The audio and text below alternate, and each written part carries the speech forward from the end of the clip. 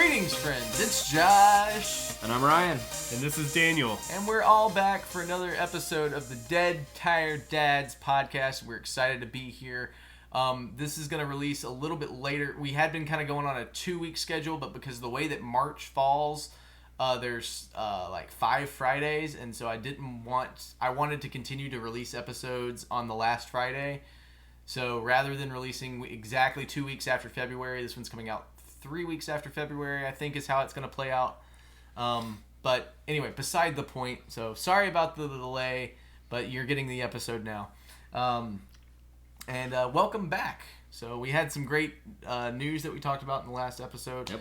And now we are back for kind of our more standard fare. So Ryan, you were going to start with a fun story on our last episode, and I had to stop you. So go ahead. So before our last episode, the three of us were just kind of sitting around talking, and I don't even remember how, but somehow you said, Ryan, your last name is the easiest to spell. Yes. And so I was like, yeah, that's true. And then it dawned on me that I often have trouble with my last name in sports games, or like anytime you can put in. So if you don't know, my last name is spelled Hicks. Yes. Yes, I am a Hicks from Kentucky. That's a thing.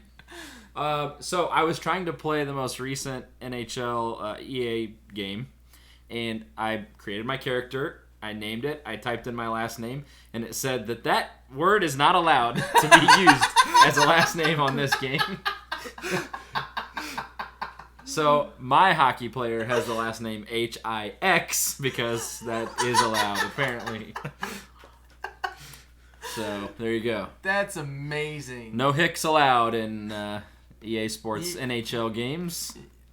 Oh my gosh, that's so funny. And that's not the first time that's happened to me.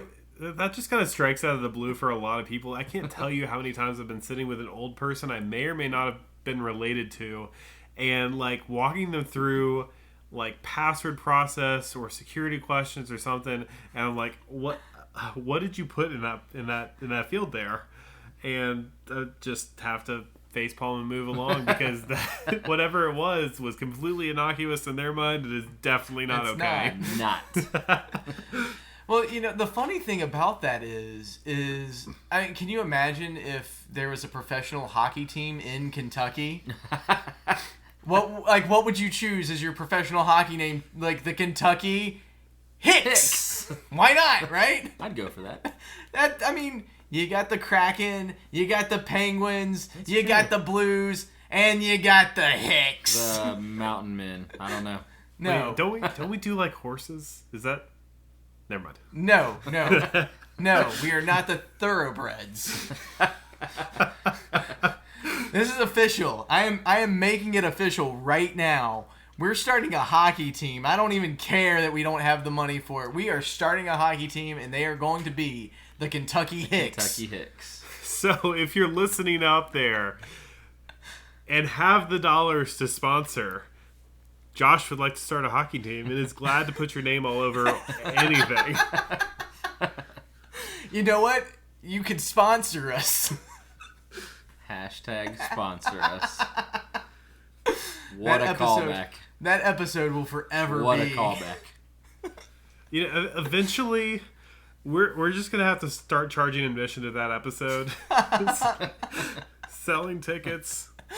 Maybe you could sponsor my lawn mowing company too. Wow. Oh man, yes, good times. So, I'm down for a hockey team here, and I think we should do it. There you go. Do it so it can never have a video game representation. Right. Yeah. Then what are you gonna do, EA? What are you gonna do then? It's in the game. My. It's in the game. It is in the game.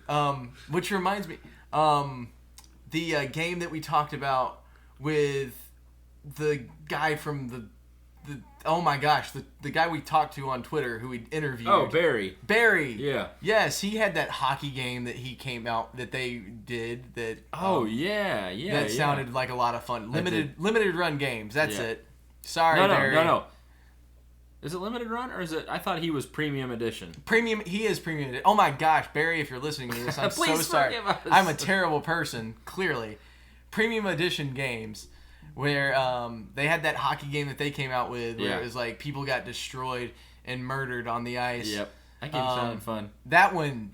We need the developers from that game to make the Kentucky Hicks. I bet they would let me put my last name in that. I game. bet they would. I bet they would. Come on, EA, get with it. So anyway, Get in the game. How that's about my funny story. Man, we're having a good time Yeah, here. that's good. That's good stuff. That is great stuff. This is premium content right here. Oh gosh. So yeah, I don't have. Oh, you know what? I do have something. I had a real. What you got, Josh? What you got? Okay, so this is completely off topic, completely random. We all know Skittles, right? My kids love Skittles. Okay. Like the candy. The candy, yes. There's no plot twist there. No. It's the candy. The candy, Skittles. Okay. Yeah. Yeah. Okay. I'm tracking. I'm with you. Okay. What is Skittles slogan? What is it like when you see their commercials? Taste the rainbow. Taste the rainbow. Yeah. What are the colors in a rainbow? Roy G. Biv. Yeah, Roy G. Biv. Okay, so red, orange, yellow, green. Indigo, blue, and Blue, violet. yeah. Did I say it backwards? Yes. I think? Okay. There's not a blue Skittle. Even some of the other flavors. There's not a blue Skittle. Josh, I'm gonna have to leave the room. This is upsetting. Hey, look, we're talking about candy again. We are talking about candy again. Go figure. You know what? You know what Skittles does have though? An orange.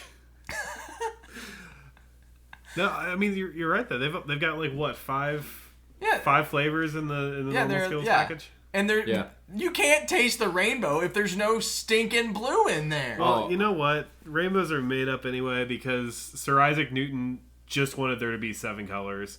Indigo and violet are not that different. Correct. This Okay, is correct. fine. Forget indigo and violet. There's still not a blue. Blue is still in there. Well, at least we have tropical Skittles. We'll always have Fiji, Josh. I don't know, man. I realized that the other day because... I'll do you one better. Oh, do me one better, Ryan. Okay, so their slogan is Taste the Rainbow, right? Right, yes. I have been informed by my lovely wife that if you plug your nose and close your eyes, they don't actually taste any different. Oh, no. It's just that you smell orange or lemon or whatever. For sure. There's no taste difference. I 100% believe that. And I tried it, and I didn't taste the difference. They all tasted the same to me. Interesting. So, there you go. So I got yelled at as a child for this, actually. So, like, when I would... Skittles were, like, my favorite for a really long time before I discovered Twizzlers. Oh, gosh. What is your problem? Sugar. That's my problem. Twizzlers are disgusting, though. All right, there's a whole episode where we talk about me getting made fun of for candy taste. Come on! Twizzlers? Twizzlers! Sorry. Just to bear witness, everyone is entitled to their wrong opinions. That's true. Moving on from the greatness, when I used to enjoy my Skittles, I would just, like, make a handful, pop in my mouth, that's, like, just mix all the flavors together, and then I didn't realize for the longest time that people thought that they had different flavors.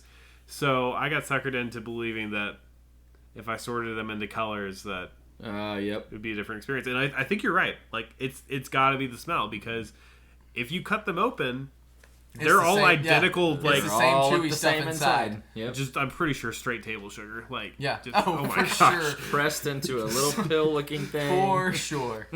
So that's an interesting point. Like, so all of those like fruity type flavors are actually It's just the coating. Yeah. Yeah. Well, if you go oh my gosh, I am old and I can't remember things. I am so bad. Oh god. Game Theory. The Game Theory guy. Oh, that guy. Jeez. My gosh. I have problems. Sorry. So the Game Theory guy actually started a second channel or a third channel because he had Game Theory, Film Theory, and then he did a Food Theory channel for a little bit. I don't know if he's still doing it or not. That's so weird. I discovered that existed today. Oh, well, there you go. But in one of his food theory things, it was all of the fruit flavors in cereal are all the same thing. Like, none of them taste, like, they don't actually taste different, but your mind wants you to think. And, like, everyone insists, like, no, it's blue. It tastes like blue. It's like, no, they're all the exact same flavor. Yep. And this Dead Tired family is exactly why framing and marketing is such an important fact of our lives. Absolutely. So, but yeah, so I 100% would believe that Skittles actually don't. Oh my gosh. You know what's really strange though is someone was sharing around a meme in a group chat I was in a long time ago, and it stuck with me mostly for the Alan Rickman reaction to it. But what it said is that if you look at something that you have never tasted before, and your brain will tell you what that tastes like, and that's been a really interesting thought experiment because I've gotten some interesting reactions from people with that one. Huh? Yeah. No, that is very weird. Very weird. You can't see this, but no one is trying to make eye contact or show where they're looking right now because we're definitely not tasting microphones or computer monitors. That would be way too much effort. We're just looking at them. I bet people taste like chicken. Oh no. We've gone off the rails now, people. Sorry. This is our end.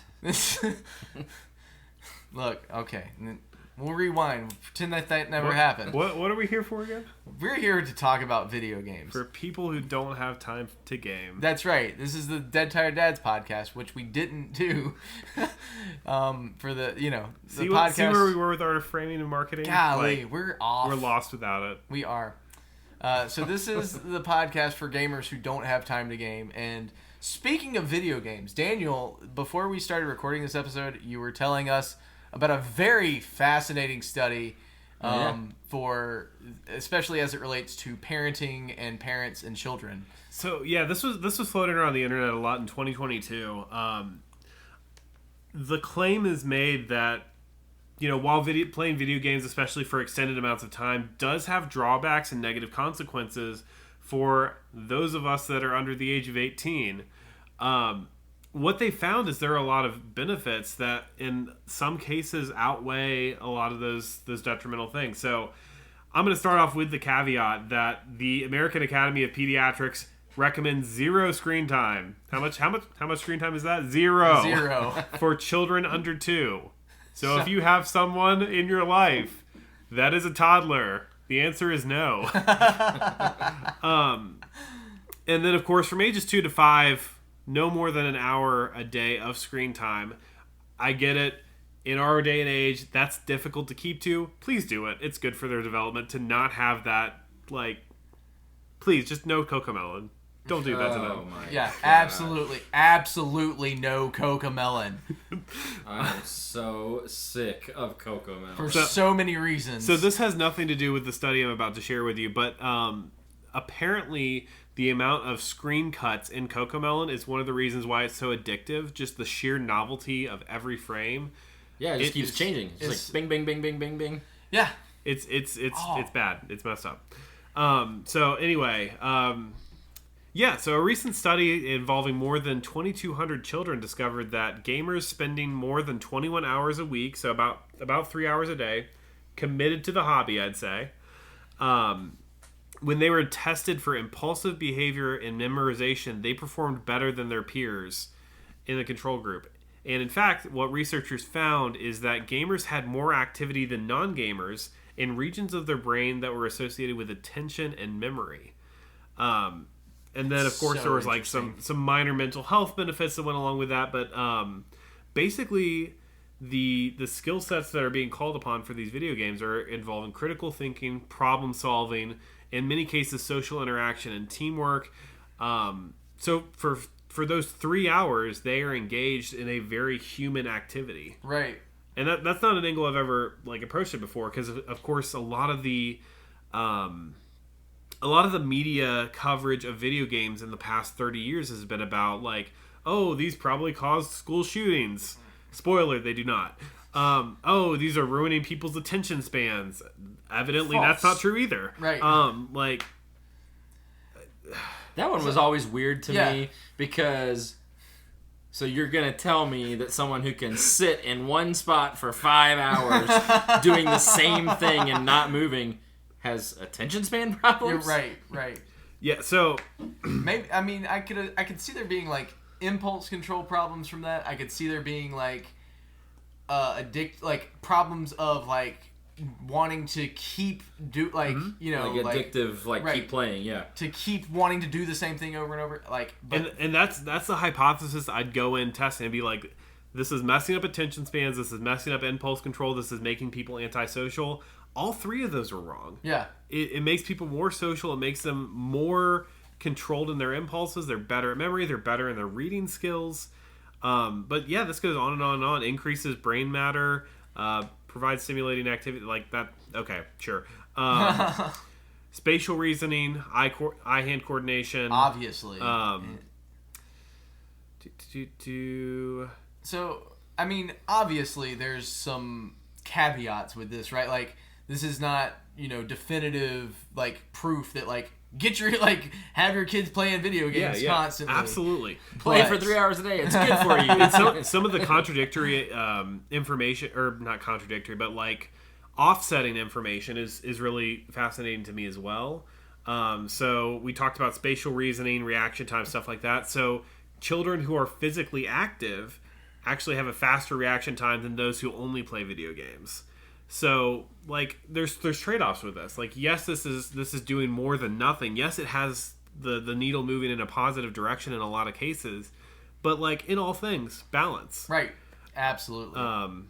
But yeah, I found that really interesting. My children really enjoy adventure games and puzzle games. So, like, we played a lot of Disney's Illusion Island on the Switch. Lots and lots and lots of Zelda. That's why I'm not talking about a video game right now. We don't need another Tears of the Kingdom Redux. Been there, done that. But, like, this... And one further thing. Like, we've got a group of 3 dads in here. One of the things that they found as far as, like, release of oxytocin and dopamine, which oxytocin's your bonding chemical... Dopamine's your this feels good chemical. The release of those chemicals for children playing with their father specifically was almost identical to the high that they would get when receiving a hug from their mother. So, like, wow, this is a really good avenue for a lot of yeah, exactly. This is a great avenue for fathers wanting to connect with their children. Like, it's important that you play with them. Play is how humans make sense of the world, determine morality, determine social bonds, and it from a biological standpoint, it looks like fathers specifically are kind of the driver for that. In their children. So that's amazing. That's video wild. games can be a useful tool in helping your kids grow, adapt, change, whatever. And yes, parent, it is your job to do it. Yes. Go play with your kids. Go play video games with your children.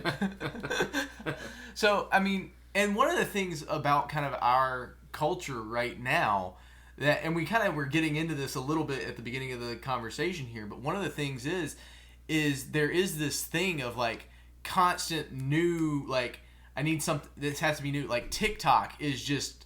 all it is, like, this short form media, like all of these short form media things that we've got that are these quick videos, they're these huge dopamine hits, right? Where it's just, and so it just that's why scrolling is such a big thing, because you're just constantly getting new dopamine hits for the new stuff. Next one. Like, so to have a video game, have something that forces you in, like, again, in this context, in the cultural context that we find ourselves in, to have a game that forces you into a story, that forces you to focus your attention on the story long term, to pay attention to something. I think that is actually a huge benefit, right? Like, well, I mean, if you're going to be using the same dirty tricks that social media companies are using to capitalize on our attention, like you said, using that to push through 90 hours of narrative versus 3 hours a day of 15-second videos. This is actually really funny because I just watched a TED Talk by the founder of Duolingo. Mm-hmm. So, like, we've seen the memes of the passive-aggressive owl hunting you down to make you study your vocab words. It's been 3 days. It's been 5 days. Like, here's what's crazy is he and his co-founder went into this saying, we want to use the same dirty tricks as the social media companies, but we're going to do it to help you learn. And not only that, we're going to use it to help you learn something that will immediately give you an economic edge. Because, like, most of the people, he said, that study language are studying English, and they're from, countries that are not as developed, and that is an immediate increase in your economic mobility doing that. Absolutely. So, like, it's really interesting to me that these things that are universally seen as bad, so the attention capturing, the dopamine releasing tips, tricks, and hacks that these companies are using to capture your eyeballs are being used in a good way, or can be used in a good way to help be a decent human. Yeah. Like, well-rounded human being. Yeah, and that's awesome. Like, I think that's a really solid point. And I want to build off of that with what I want to, the game that the thing that I want to talk about as well. So seamless segue, I love it. It works out really well here. So last week, so first off, I'll pause. I've talked about previously, very early in the show, first few episodes probably, I talked about the game Rocksmith. Yep. And just how much I appreciated it because it taught me how to play guitar. It was actually a useful thing in the way that it developed, the skills that you needed to play guitar. Just such a great game. And if you're interested in learning how to play guitar, like, it is 100% the way to go. I mentioned that, and we talked about in our last episode, in the news episode, we mentioned the Ubisoft president talking about how gamers have to kind of get used to the idea of not owning games. Ubisoft is the company behind Rocksmith. Oh, I didn't know that. So they developed Rocksmith, and they had kind of taken this step in the last year or two to release, rather than releasing a new Rocksmith game, which everyone kind of wanted, everyone in the Rocksmith community wanted, they released a subscription model. Yep. To kind of move forward with the platform.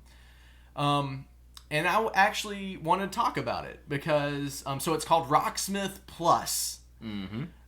And you can use it the same way that you use the Rocksmith and Rocksmith 2014 to learn how to play guitar. Like I said, I learned from those games how to play guitar.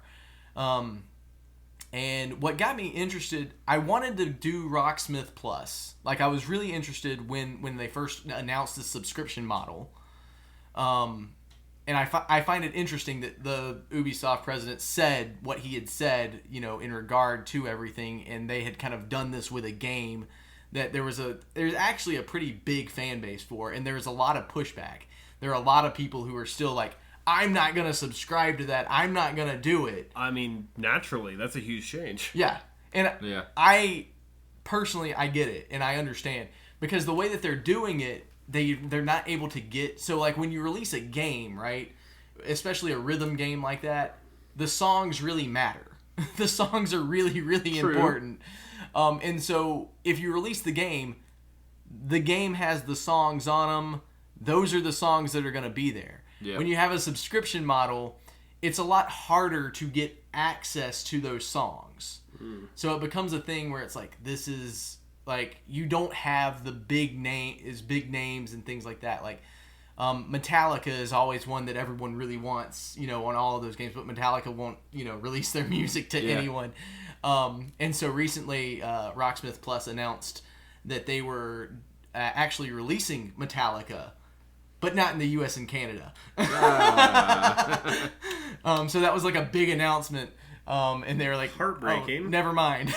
Heartbreaking. You can't play it. But, so anyway, The reason I want to talk about this is it builds off of this kind of using video games as a educational kind of thing. Because video games they're so powerful in what they can do. And so one of the things that Rocksmith Plus does that you weren't able to do with, say, a video game model. So with the subscription model, what it kind of opens up for is the ability to kind of release lessons. Oh, sure. That you can access at any point in time and learn something about music and learn something about... But it also allows you to release new features. So Rocksmith started off in 2012 was the first... When the first Rocksmith came out. And it was just guitar. That was all it was. You could learn how to play guitar. Yep.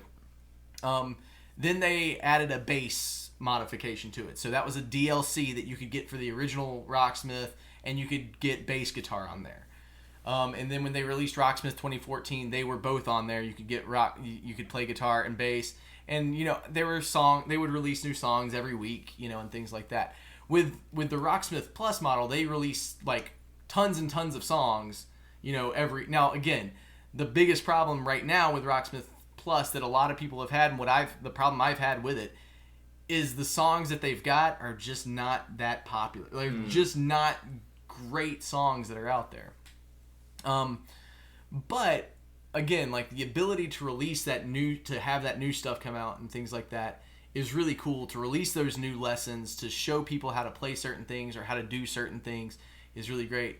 And then again, the ability to add new features. And one of the features that they added recently was piano.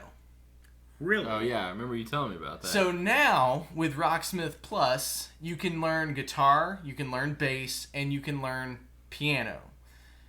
So the subscription is $99 a year. And actually, I take that back. It's increasing. So I think it's to $120, I think, is for the year. And you can either do the full year, or you can do monthly, or I think there's a 3-month thing that you can do. So there was a 7-day free trial that I was like, you know what? I've worked on guitar for, the last 10 years or so. I want to try piano again, because I took piano lessons when I was a kid, and I never practiced, which is always my problem with everything. Because, but again, like that, what makes you want to practice, right? So the thing with Rocksmith is that it does make me want to actually play and sit down and like learn something, because of the way that it functions, the way that it works with my brain, the visual play as it were.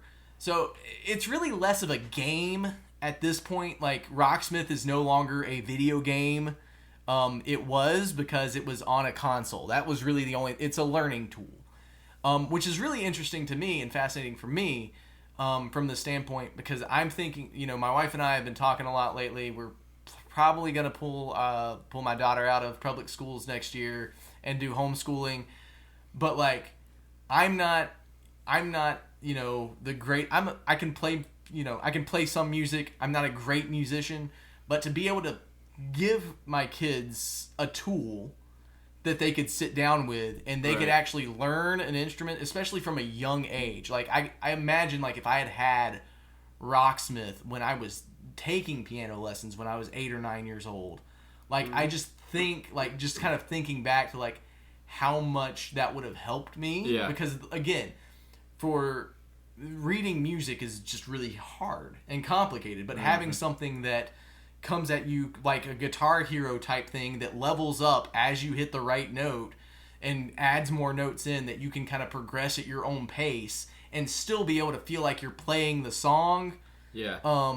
And really kind of helping your hands figure out where they are. I just love it for guitar. I feel like I'm progressing pretty well on piano. It is really stepping into a whole new thing. But it's, it's a lot of fun. And, there is still the thing of the music that is available. There are thousands of songs. Again, they're not all super popular or or what a lot of people might want. But they do have new stuff that's coming out, and they did recently announce that they're changing their model a little bit. They've really prided themselves on having like the original stuff, and like only having the original thing, and not doing covers of songs. Yep. But they found in order to get out more content that people want, they were like, well, we can't get the original masters of this, but we have the rights to do the song. Yeah. So we'll do a cover so that we can put the music out there. Right. So that you can learn the song. Because ultimately that's what people want, right? Right? They want to play the songs that they enjoy. Yeah. Absolutely. So anyway, that's really been what I've been playing that a lot. I've been playing a lot more games lately than I have been lately. But that's the one I've been spending a lot of time on. And I'm really kind of digging it. $100 for $100 for a year to have the access to the stuff. If you're using it, like that's the thing. If you're gonna use it, if you are interested at all, in trying to learn how to play guitar or learn how to play piano, I can't recommend it enough as a tool to kind of work towards that. Right. I mean, you'd spend way more on music lessons, right, than Absolutely. $100 a year. So yeah. That's money well spent. Absolutely. Well, and I would say that if you're seriously trying to pursue it, like I'm have enough musical background to be able to kind of like know a little bit more about it and to be able to kind of play around. If you're really trying to pursue it to really learn, I would definitely recommend something in addition to that. Rocksmith. Yeah. Because it can't give you proper form, right? Yeah. It can't make sure that you're holding your hands right or that you're doing everything exactly how you should. Yeah, you need a teacher with a ruler to slap your hands for that. Yeah, exactly. It can't say no, move your hand like this, or right. Or and then there's the tendency that you'll fall into, that I always fall into, of like doing what's easy at the time, when as it gets harder, what you're doing right now is going to make your life living. The easy way. It's not gonna work out for you.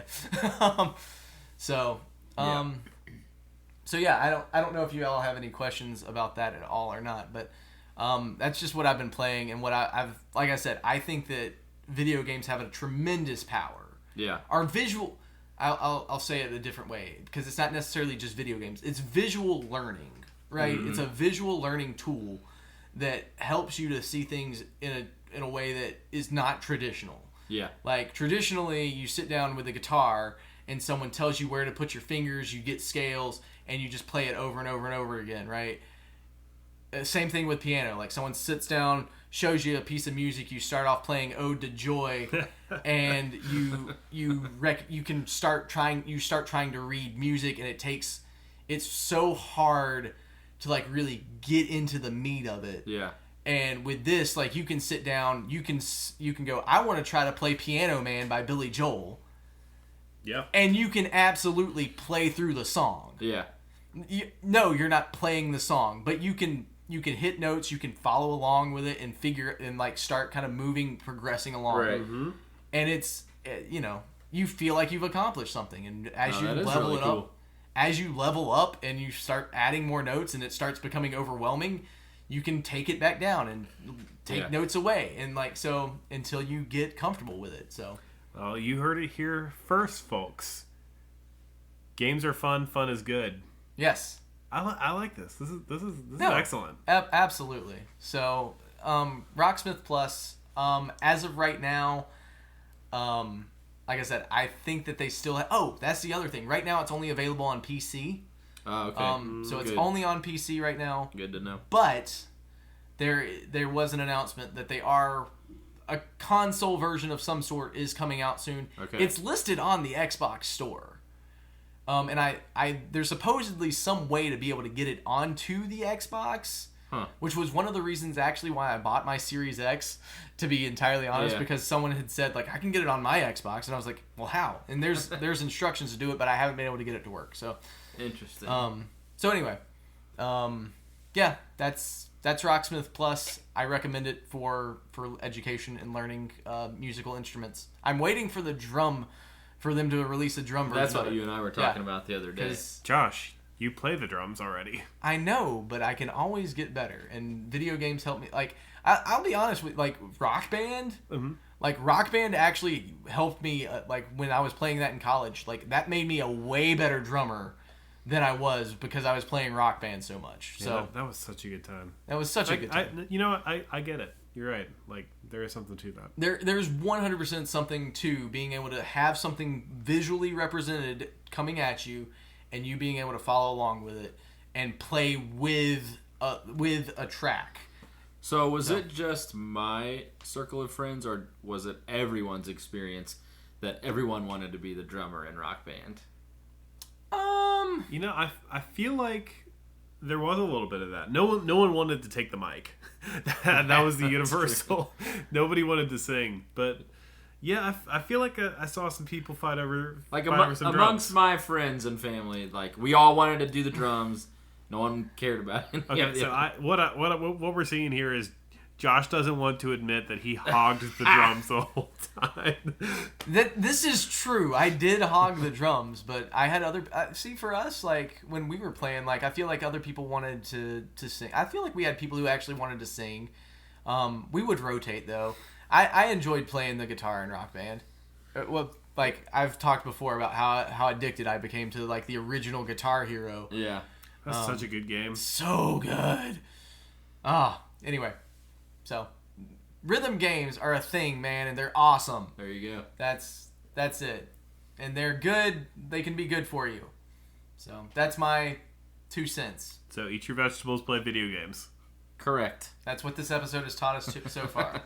All right, so that's gonna do it. Unless you guys have any questions for me about that, and then we'll go to Ryan for his video game review. I have no questions. Okay. I'm good.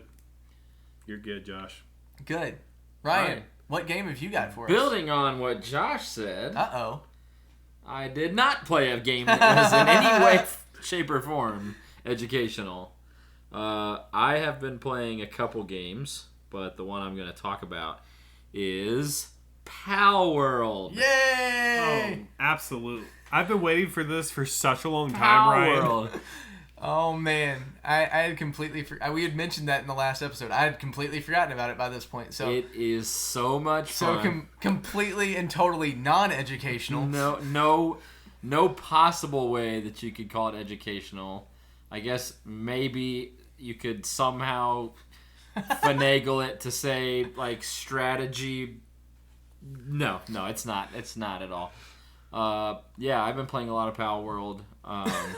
If you don't know what Palworld is, everyone is calling it the same thing. It's Pokemon with guns. Pokemon with guns. Nintendo is not super happy about that, in case you all missed that. Oh, I bet they are not. So, there is so much to talk about with this game. I don't even know where to go with it. Honestly, I really don't. There's some controversy around the game because obviously there are how can I be unbiased here? There are some Nintendo fans and Pokemon fans who say that it is straight up plagiarism, like they stole the literal copies of the Pokemon designs. I mean, there are other monster collecting games that's not. Yeah. So my response to everyone who says it is, yeah, but Pokemon did that with Dragon Quest. So yeah, you can't have a copyright on any kind of trademark on the idea of monster hunting games, right? Like that's been a thing. Well, yeah, it's like McDonald's going after burger stands everywhere. Yeah, because everyone knows your name does not mean that you own everyone else's burgers. Right. And the other problem is many of these monsters or creatures look, they resemble real animals. It's like you can't. If you have a creature that looks like a fox, it's a fox. Everyone knows what a fox looks like. Right. You can't say, well, Pokemon did that or Dragon Quest did that. Like, it just you can't do that. No, absolutely not. So, yeah, there's a huge, online debate going back and forth. And I am laughing at it because while everyone is arguing online, I'm playing Palworld and thoroughly enjoying it. Take that reply, guys. So let me get this. I want to make sure that I've got this right. It's available on Game Pass. It is on Game Pass. Yes, Steam and Game Pass. I think I sense a theme here. We're just gonna break down and buy Josh Game Pass again. Like someone on. Yeah, that's right. Hey, how about this? All of our fun and loving listeners contribute to Josh's Game Pass fund. We will start a GoFundMe for Josh's Game Pass fund. I think that's fair. Oh man. So Palworld. Palworld is great. It is so much fun. It's hard not to be like a little bit like, yeah, they stole that from Pokemon. When you go to capture or catch one of the pals, you use, instead of a Pokeball, you use a Pal Sphere. It's like, all right. Again, you stole that, but you know what are you gonna do? You can't have a copyright on circles, right? No, you cannot. Not that I'm aware of. Well, I mean, Digimon just avoided the whole thing by storing them in a Tamagotchi. Right. There you go. I mean, that's it. I mean, so there's only so many ways that you can do it. It is Pokemon with guns, but there's actually more to it than that. Okay. So the gist of the game is you wake up on an island, and the island is called Palpagos. They're not very original with their naming. Okay. Because that's not the point of this game. Right. So you wake up on this island, and you don't know where you are or what's going on, and this person comes up to you and sort of tells you where you are and that there's these creatures, and so you can build a base. You have to. It's more of a survival game than anything. Okay. Actually. So your character can get hungry. Your character can get too cold, too hot. So you have to manage and survive. So he's a sim. Yes. Okay. With Pokemon and guns. That's a very different take on Monster Collection than anything we've seen out of Game Freak. Like let's be honest, that is not Nintendo's thing. No, it's not at all. So, and the collection of monsters, actually, there's an element of the game where you go and fight bosses and stuff like that, and that's part of their purpose. But another part of the monster collection is you can actually have them work for you at your base. So they can build for you, craft for you. Nice. There's some that are more efficient workers than others. So the Jigglypuff ripoff, I assume, is not a good worker. It is not. It is not. There's one that is obviously a cow. I mean, you look at it and it's a cow. Moo. It produces milk for you, which you can use to bake and do other things. So, you grow crops. So there's more to it than just. So it's not just monster collecting. No, there's way more. Most of my time has been spent building my base, actually. So fascinating. Yeah. That is actually really interesting. Yeah. So the fun of it for me is building my base, and there's several different factions in the game that will raid you. So you'll just be building at your base or hanging out, and this huge red letters will pop up and say raid incoming. Oh. And so that adds an element of you better have good defenses and stuff like that. So it's a lot of fun. It is so much fun. So everyone at this point, you should know, if you've been a long time listener of this podcast, Josh doesn't play Pokemon games. Whoa. No RPGs and no Pokemon? There's something wrong with him, Daniel. I don't know. Look, I just missed the boat when it came to Pokemon. I don't know. I can't. So, and part of the reason I don't play Pokemon is basically the same reason I don't play RPGs. Turn-based battles.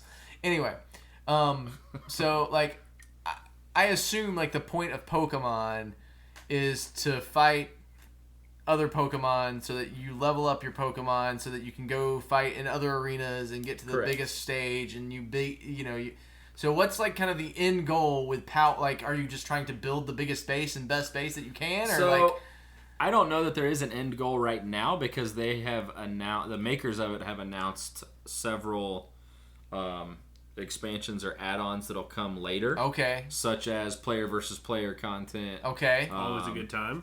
What else? More. So in Pokemon, they're called gyms. Right. In Palworld, they're called towers. So you go to these big towers and you fight a big scary monster-looking boss thing. Well, they're not really scary-looking. They're actually the opposite of scary-looking. Okay, goofy-looking. Yes. Yeah. Okay, got it. So like last night, I was fighting one that was a giant panda bear, but it was also like a helium balloon because anytime I hit it, it would float away from me, and I would have to chase it down just to hit it one time and have it float away again. That So yeah, sounds not scary at all. Hilarious, actually, funny, but not scary. Gosh. Yeah, so there's that, and they've said that they're gonna add on more because right now there's 5 towers, and they've said they're gonna add more. Gotcha. That's actually very cool. Yeah, it's so I don't know what I would call the end game goal. With each level that you gain, you have technology points where you can put into different research, and that unlocks what you can build. Okay. So I think like somewhere along the way you can upgrade from like a very like primitive workbench to an actual like assembly line. Okay, yeah. So instead of building like one thing at a time, you can put 4 or 5 pals on this assembly line and oh my goodness, crank out what you're building. It actually reminds me a lot of Satisfactory. I was about to say, like, this is starting to sound like Satisfactory. Yeah. And so that means that it's starting to sound like a game that I really, really should play, but I would really want to play. Yeah. Oh my gosh, I would waste so many hours on that. It sounds like. So now we all know that Josh's favorite Pokemon game is Palworld. Palworld. Absolutely. So I actually would call it Pokemon and Satisfactory, not Pokemon with guns, because there are guns and you can build guns, but that's such a small part of what's happening. Fighting is not the big thing. Like it's I'm level 33 or 34 out of 50, and I haven't used guns yet. I can make them, but I just haven't used them yet. Gotcha. So interesting. So much. Yeah. So Daniel, have you heard of Satisfactory at all? I'll be honest. This is my first time hearing of that game. Okay. It's amazing. I'll fill you in later. If you listening haven't heard about it, we did an episode back in season 1. Yeah. I talked about that game. It is so much fun, and I couldn't recommend it because of how much time it just sucked out of my life. Yeah, and that's actually happening to me a little bit too. I'll spend an hour. I've actually several times I've spent an hour and a half playing this game before bed. And I'll realize I didn't even leave my base. I just stood here building stuff. Yeah, no, that's 100% and I feel like there's 9 other things I want to build, but I have to go to bed and now. You just I assume there's lots of stuff to explore and find. So 100% a Satisfactory type thing. So the game, it kind of forces you to go out and explore because you need the resources. Right. And like one of the things you need is this oil that you can only get from certain pals. And so you have to go out and... Gosh, I want to play Satisfactory now. No, you want to play Palworld now. Oh, man. It's a lot of fun. You should play it. The problem is you can't restart on a game like that, right? Like it's so hard. Like when you get away from it to get back into it. Here's what will really get Josh to play. So there's a multiplayer mode. Oh! Right now on console, you can play with up to 4 of your friends. Oh, dude, that's so cool. They haven't. People on Steam can do it on a dedicated server with up to 32 friends, or not friends, but 32 people. But one of the things that they've announced is coming down the line is they're going to make dedicated servers for Xbox players, because like right now I have a friend who also plays it, but there's no dedicated servers, so whoever is the host has to be online, so I can't get on unless he's on. Yeah, well, that's how Satisfactory or play solo. Yeah, that's how Satisfactory is, I think, or at least was. I haven't booted that game up in like 2 years. Yeah. Because I quit playing it because it was sucking too much time. And like I said, it's so hard to get back into games like that. Because without just like being like, I'm just gonna restart. But then you're like, I did so much work for nothing. So anyway. that's coming. So I haven't played multiplayer. My friend has. He and his wife have tested it out, and they said it works pretty good. It's just that I think his game is the host, so obviously she can't play unless he's on. Yeah. And he lives out on the West Coast, and so our schedules don't work. So I've only played single player. Gotcha. But it's a ton of fun. That it sounds like so amazing much fun. Yeah. So, all right. Well, so we've talked about how video games are good for you. We talked about how learning in video games is actually, more helpful than a lot of traditional learning, and we've talked about Pokemon with guns. So, Yay! I think that's a solid episode, gentlemen. It is. We did stuff. We did stuff. Thank you so much for listening to this episode. If you like this episode, why don't you do us a favor and do all the things. Do all the things, which I didn't tell you to do in the last episode. No. Shame on me. We're doomed. You're not going to do all the things now. But you should. Like, subscribe, follow, and you know what? Why don't you share this episode? Because honestly, I feel like this is packed with a ton of good information. If you've got someone in your family who criticizes you for playing too many video games, boom, this is the episode to share with them up until the point Ryan starts talking. Just cut it off right before I start talking. When it transfers to me, pause. But anyway, do all the things, and we will catch you on the next episode of the Dead Tired Dads podcast. Bye. See ya.